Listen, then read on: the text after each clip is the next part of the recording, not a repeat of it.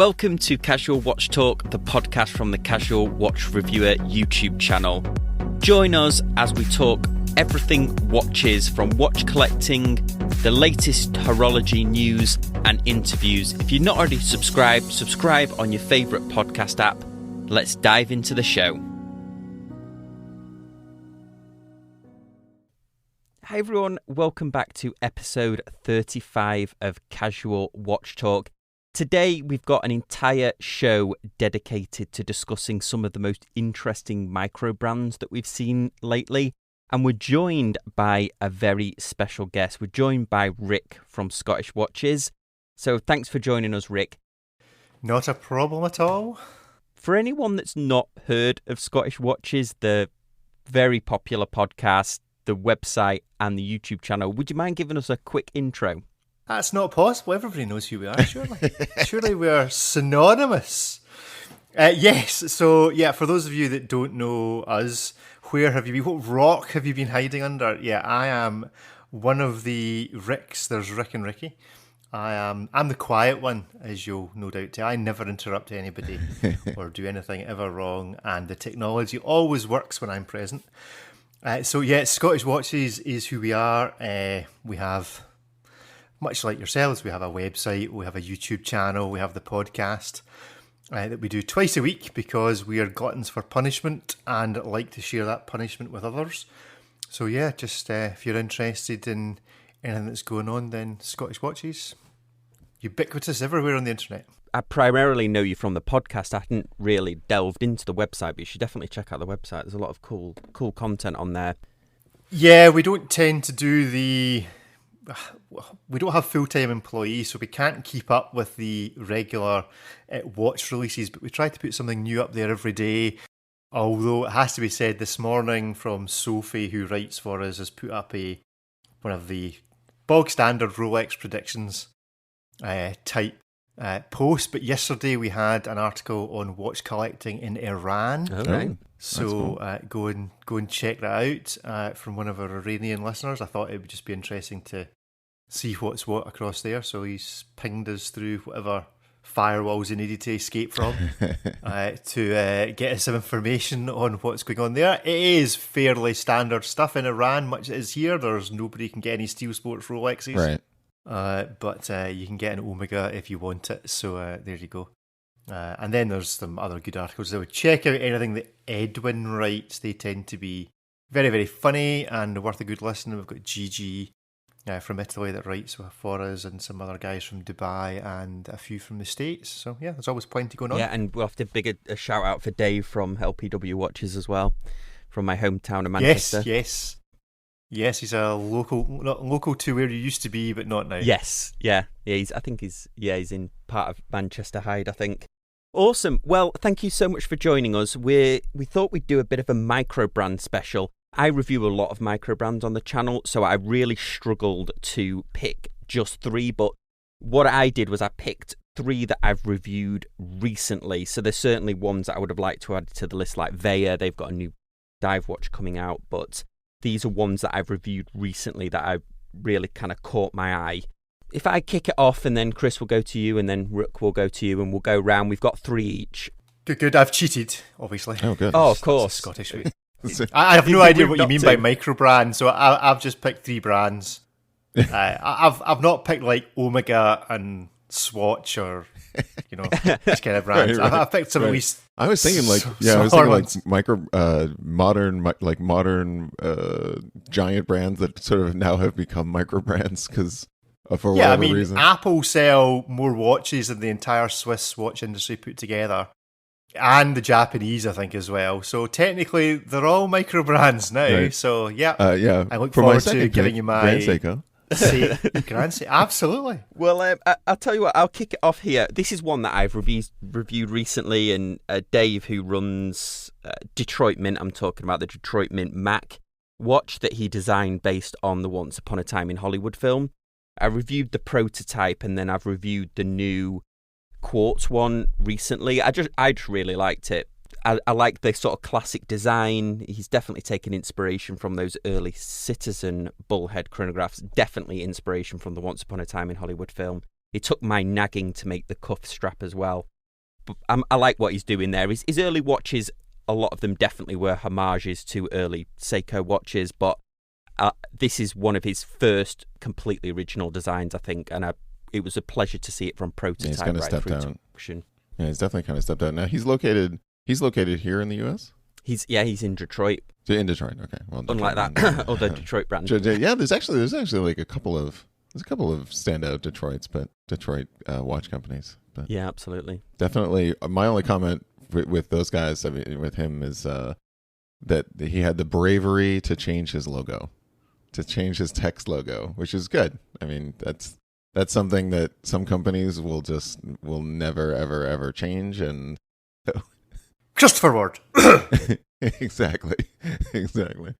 It's Wednesday. It's time for a new Christopher Ward logo. Yeah, exactly. It says the CW. I mean, he's gone now, so it's now the Mike France Watch Company. Yeah.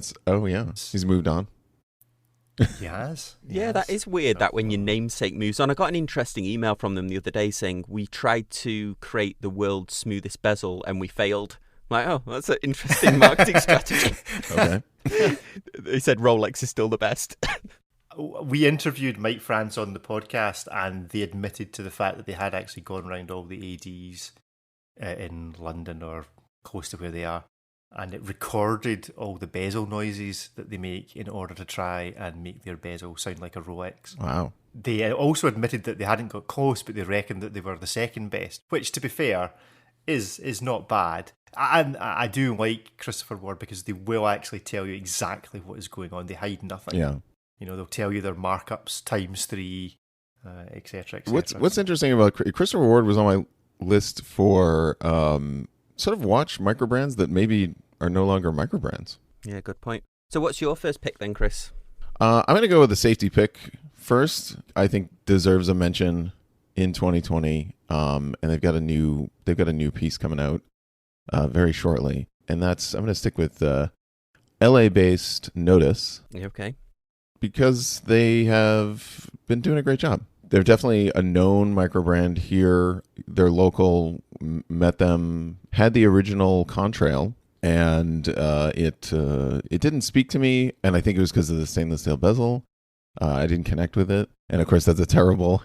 This is a terrible intro to a watch brand that I think deserves to be on my list here. But they listen to their customers. They're very popular on Instagram, and not popular, but they're engaged on Instagram. They do a sort of a field watch, sports diver sort of aesthetic. That's like not typically like not just not a true like all business diver, but more like a field watch aesthetic. And they're about to announce their new Contrail 2 on August 31st. So I figured that would be kind of fitting to put them on the list. Because no one else has got anything going on this week from the watch world. So just, they've created a nice bit of independence between all the giants of Geneva that are launching the week we're recording and Rolex, who have asked the media to, if they wouldn't mind the media, could we dominate the 1st to the 4th of September? Right, exactly. I know, if that Rolex ends up being a blue dialed Sea Dweller, it's like the worst kept secret. Right. Yeah, so, well, this is the question. So are maybe Notice have just taken, like, maybe maybe the 3D printed their watch. So what they've done is they've looked at all the leaks in the last 48 hours from Rolex. So a big triangle at 12 and all the rest of it. And they're gonna try and gazump this by releasing something as close to whatever they think Rolex are going to do the day before Rolex release it. They're just going to whack them out and get them all sold before everybody joins a queue for an imaginary Rolex that no one will see for months. Yeah. So Contrail 2. So what you bought the Contrail, but then flipped it? Yeah, and I flipped it. Yeah. And have you got any other notices or no die? No die, right? Yes. Notice, no die. I've got a friend of mine who has got the diver. I'm trying to think of the name of it. Is that the retrospect? Yes. Yeah, the retrospect diver. It's really well done. Yeah, I there's a number of people in the kind of local Red Bar towers in Glasgow who have got No decisions. Notice I. No die. Yes. I'm sure Wes is probably. I don't know if Wes is officially ruled on that. We have this big debate on the podcast about Lego, which you may have caught on. So Lego versus Lego. So officially the collective of Lego is Lego. Yeah. Right. It's like That's sheep. right. You Americans, and I'm counting you as one American now, Sam. You'll never catch me saying Legos. I'm on an American podcast right now. Is that what's happening? Because now that we've got Brexit and stuff, then it's one of the questions we ask at Border is plural of Lego, and if you say Legos, they just turn you right around. Did you play with Legos as a kid? Yes. Get out. Yeah. Yeah, exactly. That's good. There we go. So, Rick, I'd love to know what your choice is for your first one.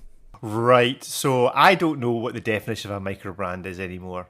So I really don't care. I'm just picking watches. Honestly, I'm picking watches and brands from people who I know. Okay. So that's it. So I was, and in a typical Scottish way, we've got 3 choices, so I'm going to give you about 9 because I'm going to tell you about all the ones I didn't pick as well. Okay. I was going to go Vertex because we interviewed them recently. And Vertexes are worth looking, but I'm going to pick a Scottish watches favourite because we've had them on a number of times, videoed them and all the rest of it. It's Orage or Horage. Horage as rhymes with porridge, but actually it's Orage.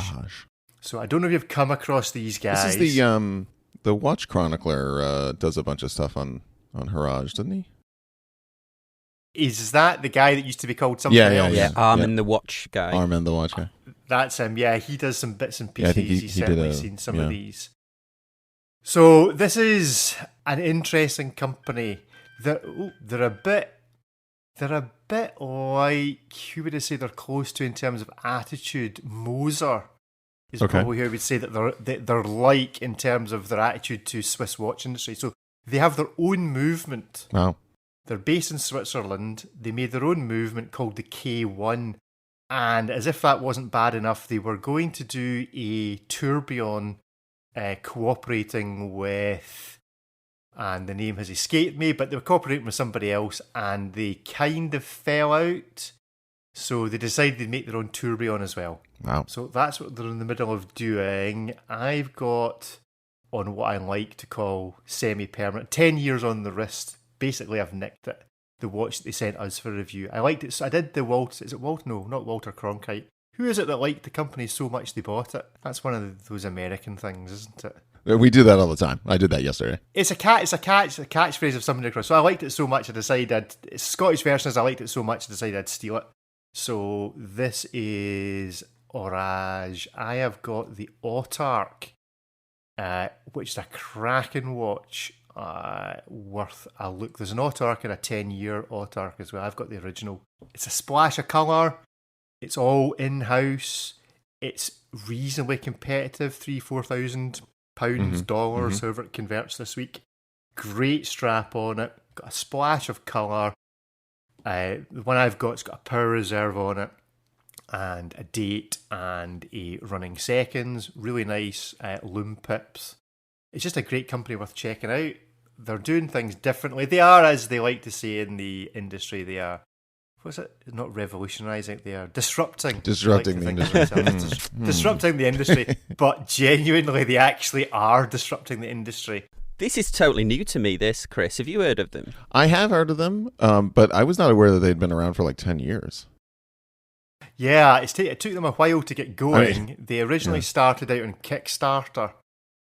Way back. Andy, who's one of the owners, has a background with his wife in, I think it's the manufacture of dials. Originally, it's where they came from. But I've seen the tourbillon that they're making, the sample version of it that they had with, was it Schwartz? I think it was Schwartz Etienne. Whoever it is that makes the movements with Jacob & Co. They're owned by Citizen now.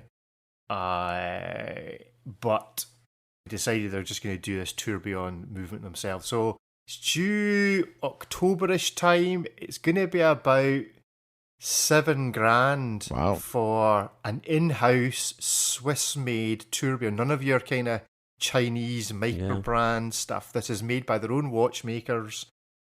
and it's cracking.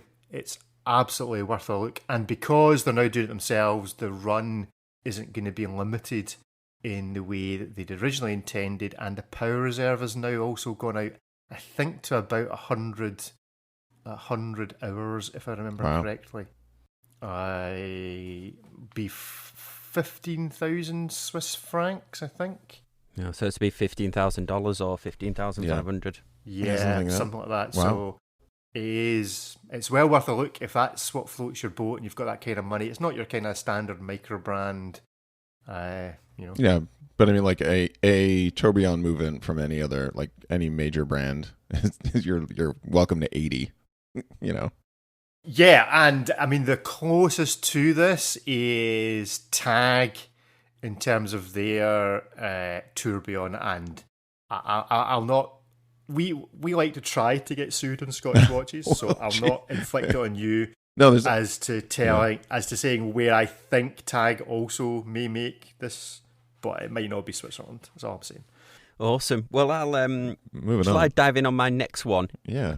Go for it. When I tried to do my picks, I forgot to mention this at the start. I tried to pick the more affordable side, a design that I like, but also this has been a big subject on the Facebook group is accessibility, because there's a lot of micro brands that are doing small batches of stuff that people can't get hold of. So I tried to pick ones that were at least accessible, and the second one that I had was a watch I reviewed on the channel that admittedly I didn't like the design of it, and I even said it in my review, but the quality of it, the leather band that this guy put on this, I'm talking about Mitch Mason watches, very distinctive. His hands they look like a fountain pen or whatever, but I was blown away by the quality of it. The leather strap, I think, was one of the best leather bands I've ever seen that came with a watch, out of almost any watch that I've reviewed, whether it be, a Patek or whatever. It blew me away, the attention to detail. So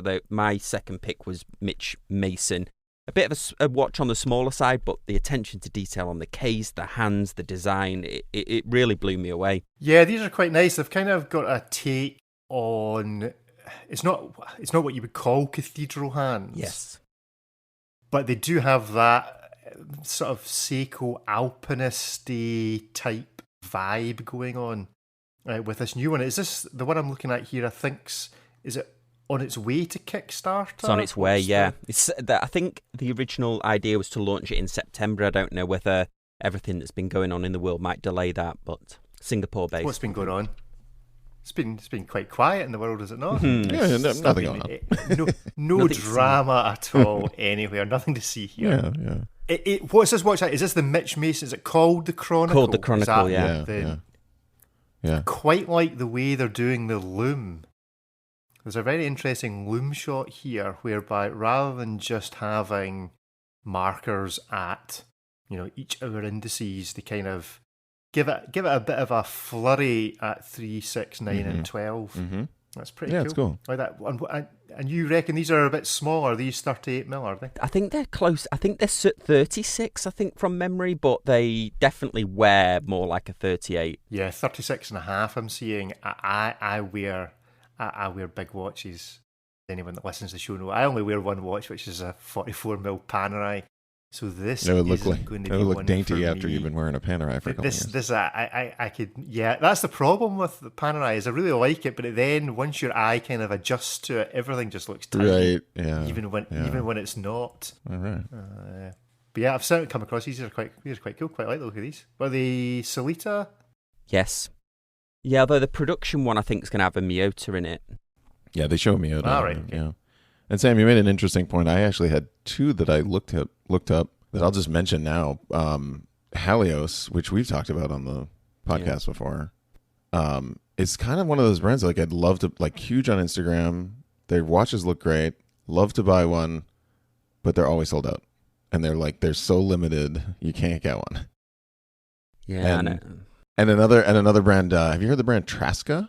The dive watches. Yeah. Yeah, they do like an aquamarine blue green dial diver. I was on their site last night and their entire site is sold out. I mean, Yeah, I know they're coming out with more, but it's a little disappointed. They're sort of a bit like the Doxa Aquamarines. Yes. Yeah. Now, is it the limited edition? Was it the Doxa? Was it 200s? Which were the most recent limited editions? Not the great big Doxas with tiny dials and huge bezels, but the kind of slightly more dated. Yeah, Doxas. the new one from Doxa, very similar. Yeah. Yeah, because the Doxas I think were about $900, maybe $1,000. These are about half that. Right. Right. Yeah. If you can get one. So for my second pick, moving from west to east, I went with Hemel. Hemel is a New York-based military-inspired chronographs. They do a lot where they offer a mecha quartz, a basic chronograph movement, and a fancy chronograph movement, kind of in the same watch, which is always good to kind of branch out and give people options. I like their style. Obviously, my personal aesthetic is very chronograph sports watch, so military inspired chronographs certainly spoke to me. And I heard about them for the first time this year, and they did a Type 20 chronograph that was basically for an Instagram watch group, or a Facebook watch group. And I missed out on it, but they basically made a special Type 20 for this group and did like kind of a group buy thing. Oh, and wow. it looks so good. They did like basically a like a Type 20 style, and they did the same thing where they had a basic mecha quartz and or in this case I think it was like a basic mechanical, and then they did the Uber 7750 or something like that. It was kind of cool. Yeah, I am familiar with this brand. I like the look of their chronographs, but again, they use that VK64 mecha quartz, don't they? Which I'm just not a fan of at all. But yeah, it's interesting. They only get a pass there, I think, because they offer different movements for the same watch. I think that's the only way. There are some other ones that were on my list that I wouldn't mention because that's kind of all they have. I like these hydro durance ones that Hemel have got. They've got a red one and a fully loomed dial that look a bit now. Is it black? It's what is that? It looks like it's got a sapphire bezel on it. I'm just trying to see if that's correct. Or the dome sapphire in the front crystal bezel. Yeah, it has. It's got a sapphire bezel on it. Yeah, that's their new hydro durance diver that they're doing. Yeah, they're cool. The red one, you don't get many fully red watches. Tag used to have one that was pretty special looking. That's actually quite smart. Unfortunately, they're sold out, so I've got no way of knowing how much it is because it's not like they score out how much it is and say sold out. They just tell you it's sold out. On the US site, it says $600. Yeah, it's $600 to $700. Yeah, I think depending on your options. That's not too bad. Certainly the fully loomed one in cream, that'll be quite spectacular. There's an old again, I seem to be obsessing with the Alpinist today. There's an Alpinist, quite a rare Alpinist, that has a fully loomed dial and a GMT feature on it as well, which that looked quite similar. So next up is a brand from me, which... Does anybody else have problems spelling Tag Heuer? Type it into computer. Does anybody else find... Does anybody else go, how on earth do you spell Heuer? Heuer. Yeah, well, it defaults to here, doesn't it? Whenever I type it, it defaults to here. Here. So this, if you find that one difficult, then this is a real tongue twister. This is a brand called Olek and Weiss. Oh yes. Oh, which is spelled OLLECH and WAJS. This is a bit of a rebirth of an old company. Yep. Not going into the full story, but these guys are really worth checking out. Some of the value on this, I think, is pretty rocking. I have a 1,000 meter diver. It's the OWC 1000. The loom on it is phenomenal. The bracelet's great. The case is epic. $1,700 if you're in the States, as I understand it. But the click on the bezel of this thing is absolutely amazing. They're well worth a check out. You've got more or less two different types. You've got the divers, the C1000s, and you've got the P101s. There's also a P104, which is a slightly different bezel. I think it's a tachymetric scale, if I remember correctly, that bezel. Yeah, it is. But the P101 is their kind of pilot watchy type thing, which is really cool. It's just a brand, $1,000 for the pilot type. Yeah, an older micro brand for sure. You know, yeah. I mean, 1956, there's proper history going back there into original divers. If you want to go and look for the golden oldie stuff on Chrono 24 or whatever floats your boat, then there is plenty there to look for. My final one, again, I suppose this goes to your point, Chris, where it was a micro brand that's got really big now, but they're fresh in my memory because I just reviewed one of their watches, and that's that Phoebus. I know this is definitely a fan of Jodie at Just One More Watch, but the Phoebus Eagle Ray. What I like about them is their quality that they're knocking out. Same with Boulder and a few of the other ones. They're really, even though they're it's sort of from Asian-based markets, they are creating unique designs. Yeah, Phoebus had like a Rolex-esque one at the start, but they're knocking out these unique designs. Same with Boulder. Boulder are doing some unique stuff, and this is why when you see these kind of homage watches or these kind of formulaic dive watches, I'm always like, God, if there is people doing totally unique stuff, but I don't know what you guys think about that one, Phoebus.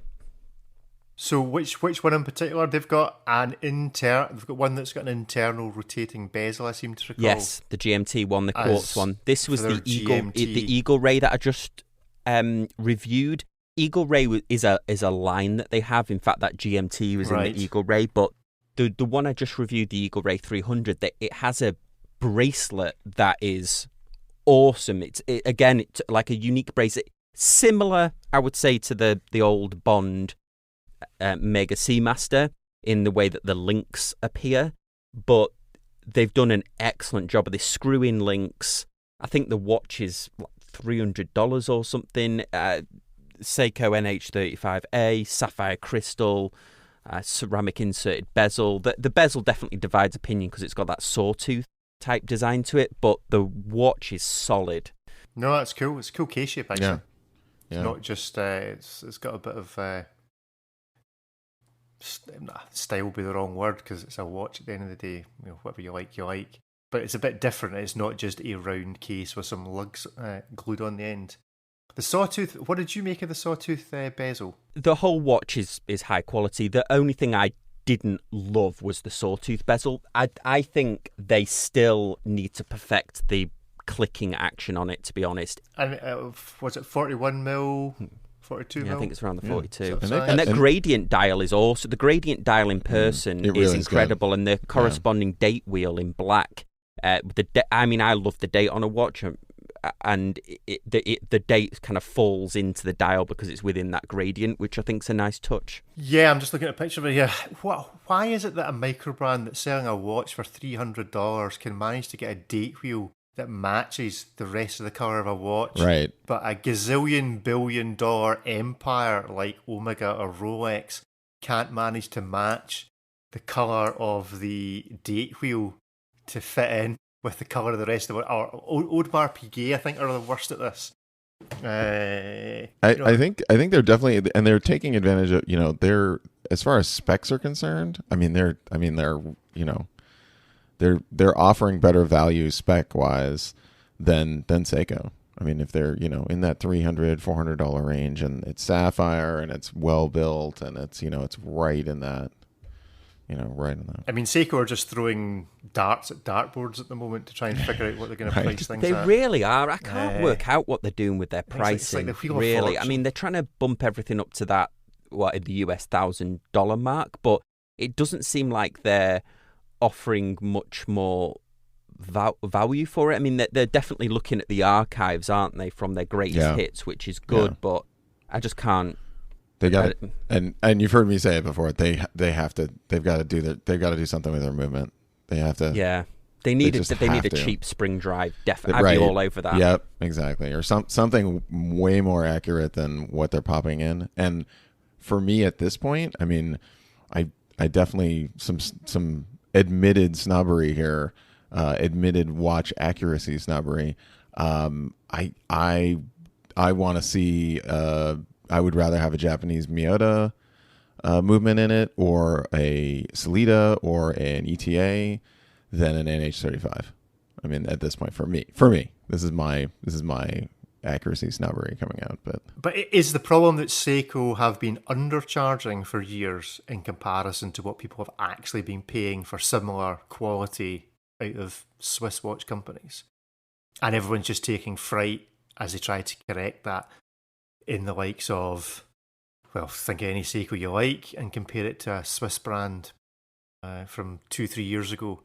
Or are they actually just taking the mickey? I think they're taking the mickey because they have, because you only have to look at Citizen really as an example. I mean, they're both, I would say, the same size companies, but Seiko must be knocking out those movements out en masse. They're the only ones that have probably got machinery at that scale where they control the whole supply chain. Exactly. They're not buying movements from a third party. They're from like soup to nuts. I mean, I guess with the exception of maybe the sapphire crystals, on the rare occasion they put them on a watch, I reckon they own the entire supply chain on that. Yeah, they have their own crystal growing plant, as far as I'm aware.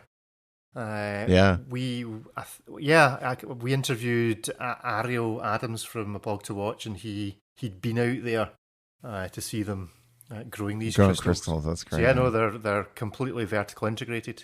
Hong Kong's apparently the epicenter for crystal growing. I imagine Rolex probably maybe grow their own. That's next to where all the dwarfs are in the gold smelting plant. The 7 dwarfs that they've got mining the gold. What makes you decide? You know what? Yeah, I mean, what makes you decide? You know what I'm going to do for a living? I'm going to grow crystals. Yeah, right. I mean, that's the future. The future is in growing crystals. Yep. So there we go. It that movement that the NH35 or the basic, the 7S26 movement, just the basic movement that they make. I mean, at this point, everyone should be aware that you can buy that movement for $40 on eBay, and it's brand new, and so. Can you buy a Valjoux 750 for $40? No, you can't. Can you? I think you can get an ETA, undecorated. What's it? The standard 3-hand 2.8. 2.8, 2.4, whatever. The standard 3-hander. I think you can probably get one for in the 300s.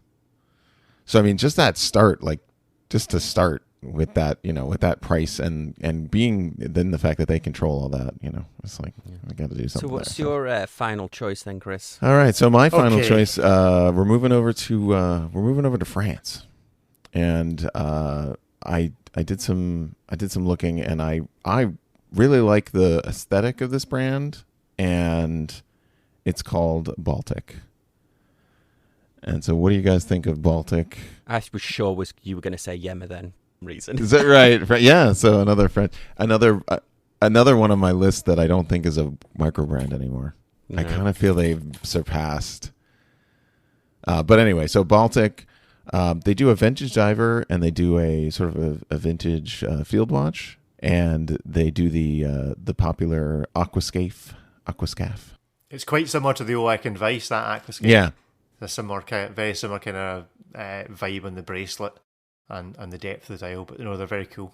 I've seen a couple again at Red Bar, which is where you kind of see all the random stuff that folk buy. One of the things that they do that impressed me, or certainly spoke to me, was that the different options they will offer, sort of that vintage loom, but then they will offer it without it. All right, okay. So if you like that vintage loom style, great. But if you don't, and I'm in that camp. You can kind of you pick there, and they've been around. They've been around for a while, but I've not seen one in person. I watched Teddy Balbazar do his kind of micro brand breakdown the other day, and bless him, he'd obviously done a lot of research, but I think perhaps he could have been a bit more concise. Having said that, I could be a bit more concise on my videos, but he's a big fan of Baltic, isn't he? And I've not seen one in person, but I hear that the quality's up there, so... I didn't honestly know they were French, I have to say. That was when you said French, I thought you were going for like Reservoir or something. Something, yeah, throwing you. Yeah, I didn't. Maybe they're Belgian. Yeah, it was, sure. Yeah. Especially as it's the Baltic. I mean, France doesn't border the Baltic, so presumably, right, there's somebody there who. It was his dad. The guy who started it. His dad was traveling in the area of, in the Baltic Sea and right, okay. Through his travels had taken a bunch of photographs of the watches that he had, and sort of that's where his inspiration was from. There's a cool one here, the HMS 001 Gold DLC. That's cracking. It's €400. It reminds me of something, but I can't think what it is. Is this the HMS? What's it? The HMS 001 Gold DLC. Oh, right. A wee gold watch. That's pretty cool. Admittedly, it's 38mm, so it's far too small for me. But quite like that. John Player special. Cool. Black and gold there. Yeah, that's the colour scheme. Yes, that's exactly right. That's cool. Exactly what it's reminding me of. Yeah, so over to you, Rick, for your final one. Right, so we'll step up a bit here. So this is a brand that I'm quite familiar with. The guy who he's not the rep, he's a bit more senior than the rep, is currently finishing a cycle round the UK coast for charity. You'll find him at New Forest Robin on Instagram, but he works for a company called Moritz Grossman, who would be the closest thing, in my opinion, to like a modern day trying to have a go at the Pateks of this world. Oh, really? And they have one watch in particular. So again, another odd spelling. So it's Moritz with a Z, Grossman with two S's and two N's. Got it, yeah. And they have a particular watch on there called the Hamatic.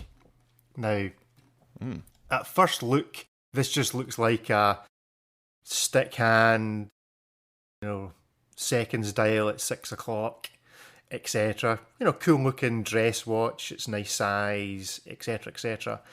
But as with all these things, the present is on the back, because this is an automatic watch, but it doesn't use an automatic rotor.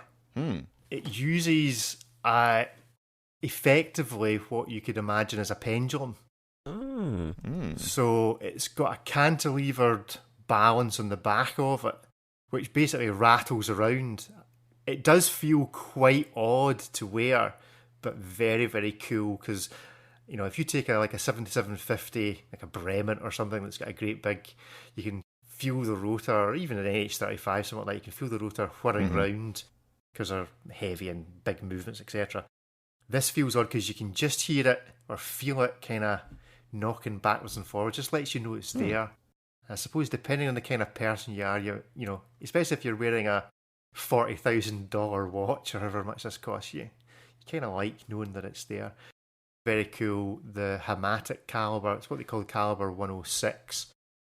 But it's basically a little pendulum on the back that goes backwards and forwards rather than a weight that rotates round in order to provide it with power. But they've got some cracking watches that they produce. They produce also now what's the right phrase for it, where you can't see the movement, can't skeleton? see the hands. No, not a skeleton dial, a mystery hands. It's sort of it's not actually a mystery hands, in that the movement is located, but the whole thing kind of sits balanced.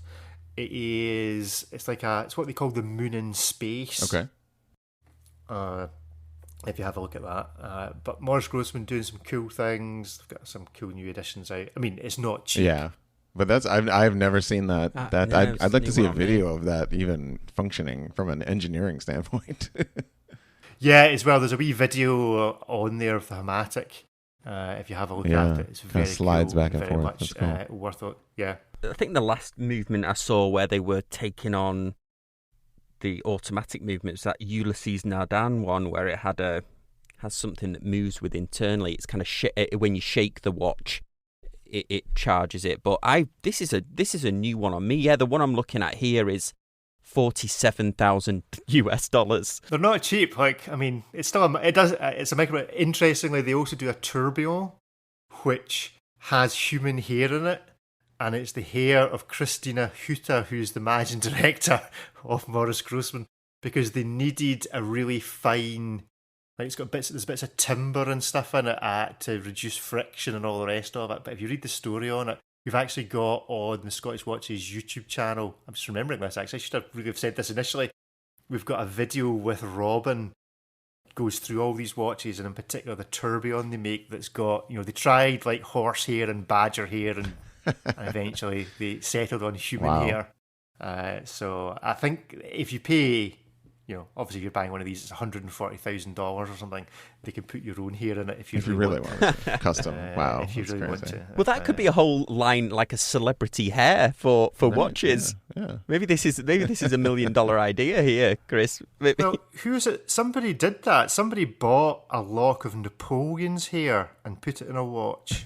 Oh, really? Who was that? Oh, wow. Yeah, Google that. Somebody did. It was like a Roman Jerome. Oh, who did it? So you can have a Google at that. But somebody bought, I think, a lock of Napoleon's hair to put it. It wasn't Bremen. It's the wrong country. It'd be the kind of thing they'd do.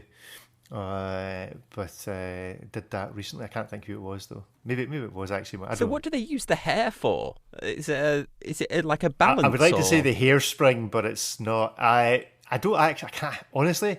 Go watch the video because I can't. Yeah, absolutely. Yeah, I'll link it in the show notes here because I'm sure this is the first time I'm hearing of this as well. Yeah, I've got one of these coming for review, not the tourbillon unfortunately, but they do some quite spectacular coloured dials. I mean, it's a real high-end company, so effectively they'll make whatever you want. They only make about 400 watches a year, I think. So if you want it a particular colour or a particular style, they've got the in-house guys to do it, and the contacts within the rest of the Swiss watch industry to do it for them. So are they Swiss? So just a really interesting company. Yeah, they're based in Glashütte, so they're German. They're based beside, Erlangen-Zonen and Glashütte Original and all these kind of guys. Grossman was, if I remember correctly, I want to say he was the guy alongside. It wouldn't have been Lang. It might have been who originally brought hydropower to the Glashütte Valley in order that during the winter they had power to do something other than raise sheep. Drink. So they became watchmakers, or other than drink, or whatever it was they did. So yeah, that's where the name comes from. The company, I think, is only 10 or 15 years old. They've been doing some really interesting things at that level. You'd put them alongside the kind of Chapex of the world in terms of, they've decided to enter the microbrand world at the real top end, but without massive names. So it's not like they're watchmakers in that it's not like FP Jour or someone deciding I'm going to set up a watch brand that's got my name on it. It is business people who know the watch industry. You came in with a couple of heavy hitters here. This is definitely. Listen.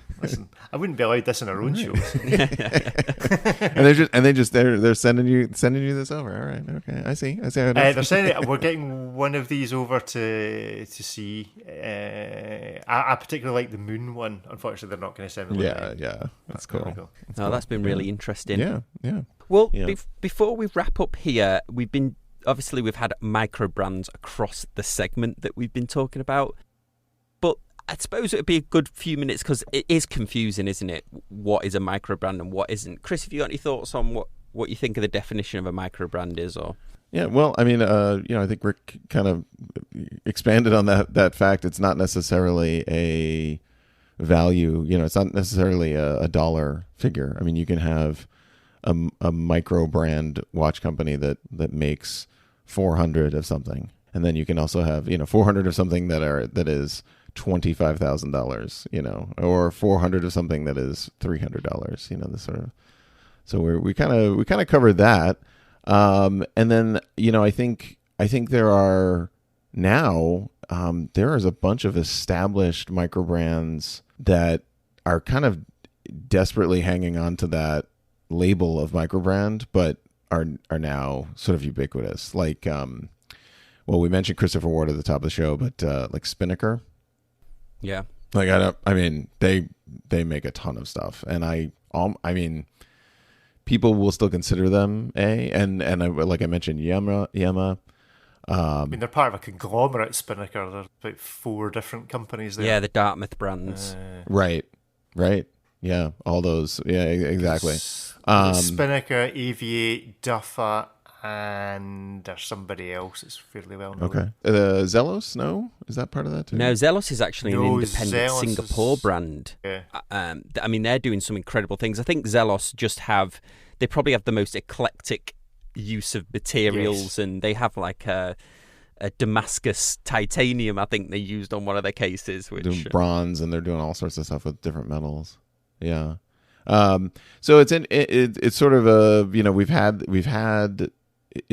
they've been around long enough where it's sort of gotten to the point where it's like, when do they move into that they are a brand? But I think for the time being, we're sort of stuck with this moniker, and how we deal with them.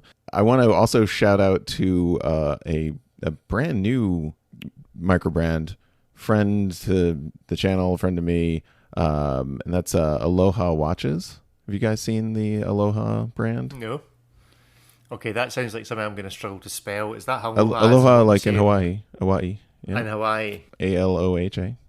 Spencer has basically put together his first foray into watchmaking, and he just hit one out of the park with this fantastic GMT. And he's only has, and this is sort of the other part of this is, I feel like you can be a microbrand and have one watch, and then, when do you stop being a microbrand? When you have like a diver, a chronograph, you have like the whole entire collection. I mean, for you guys, what do you think? I always view that you're a microbrand when I say you're a microbrand, depending on what argument I'm trying to win at the time. So if I need you for an argument and I need you to be a microbrand, I can make you a microbrand. So Rolex, that well-known independent, it's this thing, because you also then get into the whole independent brands. Right, yeah. Or charity owned. Yes, like charity owned. Right, and then exactly. The other thing, the way I've heard it described, which I kind of like but hasn't really broken into common use, is the idea of an owner-driver brand, whereby the guy is driving it forward is actually a watchmaker. Right. That's or interesting. The guy who's driving it forward, the girl that's driving forward, is a business person. So a microbrand might be somebody who isn't a watchmaker, and therefore to produce their watch is having to go out with their business to buy in all the skill. But then an owner-driver, like a well-known chef, is actually able to go and do lots of it themselves. So I don't think you would call Roger Smith a microbrand. Right, that's a good example. Yeah. Now, I don't know why you wouldn't call him microbrand, or Cameron. But as far as I'm aware, Roger's only ever made one watch. It's just he moves it around really, really quickly to think that he's made more than one. Yeah. And you mentioned Weiss. He gets brought up all the time as, definitely like his story, like independent watchmaker in America. But yeah, as far as a brand, he only has, I think, 2 models at this point. Yeah. So very, very limited production, very, small brand, and I've made this argument before, but I don't like when companies can't quite figure out what they're good at, and so then they try to make everything. They're like, and I see this with wineries all the time. So you'll go to down in Southern California, we have an area in Temecula, and Temecula is not known for any particular style of wine, so they make everything. And so you go to a winery and you're like, I'll have what you make, and they're like, well, we have a red, we have a rosé, we have a Zinfandel, we have a Chardonnay, and you're like, okay, but what is the thing that you're known for? And so same sort of thing with watch companies. I feel like what happens eventually, and you see this with some of the brands where, you know, they just start to print all, you know, yep, we've got a diver, we've got a chronograph, we've got a dress watch, we've got a vintage military watch, we've got a tank, we've got a et cetera, et cetera, et cetera. I think it makes it like, it just waters down the brand. Yeah. I mean, we're watch collectors at the end of the day, so we like putting things in categories. Mm-hmm. Otherwise, we'd probably do something else. So there's always going to be the pressure to say, yeah, let's define something. And so we come up with this, somebody invented this term microbrand, they probably brought it in from some other industry. And then now, because we're watch collectors, we now argue about what it means. Exactly. Because where would we be without both definitions and arguments about those definitions? Exactly. So I don't know if you consider, I don't know if there's any big organisations or smaller brands within any big conglomerates that you could consider still to be a micro brand. I'm just having a think as to whether, you know, I mean, is A-Lang and Zona that produce not many watches a micro brand? Yeah, or the Accutron, those new Accutrons made by Bolivar. Yeah, is Accutron. Yeah. What do you think about that? I mean, the price of that's just staggering. I mean, did they borrowed Grand Seiko and Seiko's dartboard by the looks of it? Yeah, I was pretty. We had maybe an over emotional podcast last week where I was like, I was looking forward to that thing because it looked amazing. I was like, oh, $3,500. But then a couple of people have commented to me, well, it's a new movement, and apparently the way I'd explained it, how it worked, was wrong as well. But but what I don't understand is, okay, all it's basically doing is powering a capacitor. Mm-hmm. Okay, which then just powers a quartz watch. As I understand, it's not like the original, which was tuning fork, and so that's how it was off the frequency of that. This is it's got a quartz crystal in it. What's the as I understand Seiko one that does that? The Kinetic. The Seiko Kinetic does that. It's the same thing. It's just powers of. But what I don't understand about it is why they've made it. If the whole thing has been built from the ground up, right. So why make it 44 mil or whatever stupid size it is? It's huge. It's absolutely enormous. If you're going to make it, I mean, I would normally argue that watches can stand being 42 mil, but even I'm looking at this going, that's a big watch. Oh, okay. yeah, it's like they've gone 44. back, haven't they? Because the original one was tiny and. Yes, the original is very small, but it's no longer the original because it bears little resemblance other than it's got a bit of green on it and that wee copper capacitor or accumulator, whatever it is, on it. I didn't know it had a quartz crystal in it. Maybe that's the bit that I got wrong. I thought it was. I might be making this up, and you might be about to get sued by Boulevard, but I'm fairly sure that it's timed by a quartz crystal. Okay. Right. In the actual only tech that's new to it, notionally, is that it powers the capacitor rather than via battery, via this electrostatic thing. So De Bethune it's effectively a dynamo. They weren't very descriptive about how it worked. I listened to a gentleman at Hodinkee try to explain it on their podcast, and he did a good job. One of I forget which website it was, it was one of the big ones, maybe Gear Patrol or something, and they put the description as, it works similar to rubbing a balloon on a jumper. I'm thinking, that's not technical at all. But it's exactly, I mean, there's little gremlins inside charging balloons. Yeah. So, Oh, yeah. wow. What I wanted to know, and we asked this is, okay, so it's electrostatic, which means that effectively it's sparking. Right. Effectively. So, am I allowed to wear it when I'm filling up with petrol? yes, making little sparks, yes. Do we have to put signs up now and petrol stations say no Accutrons allowed? Well, guys, that was a really interesting conversation. Thank you. Thanks, Rick, for joining us on this week's episode. Thanks for having me. Head on over to Scottish Watches for their podcast as well. As always, we appreciate you listening, and we'll see you next time on Casual Watch Talk. Thanks, guys. Bye.